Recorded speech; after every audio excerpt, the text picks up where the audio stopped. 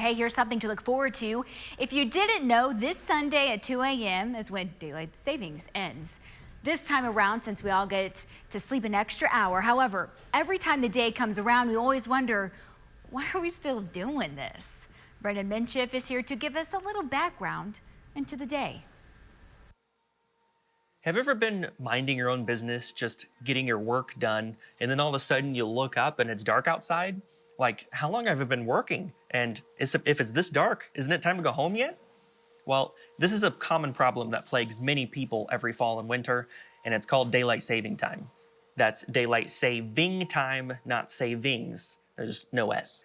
Daylight saving time, as many of us are familiar with, is the practice of changing our clocks forward 1 hour in the spring and setting them back 1 hour 8 months later in the fall.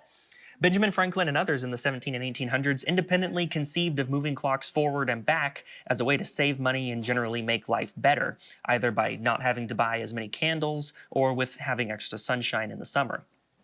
However, as they say, the road to a bad place is paved with good intentions. That's because while daylight saving doesn't save you any energy, it also doesn't save you any dollars. That's because the use of lighting does drop, but the use of energy in terms of heating and cooling actually increases. But that's not the only reason why daylight saving isn't really that helpful. Not every country uses daylight saving, and not even all the US states do either. In 1966, Congress passed the Uniform Time Act that gave us the system we have today, and it gave states the option to stay on standard time. Arizona, Hawaii, and all US territories ditched daylight saving time, as did Michigan for just a few years and most of Indiana until 2006, but no other state has opted out since the law was passed. Okay, so why don't we all just use it or lose it?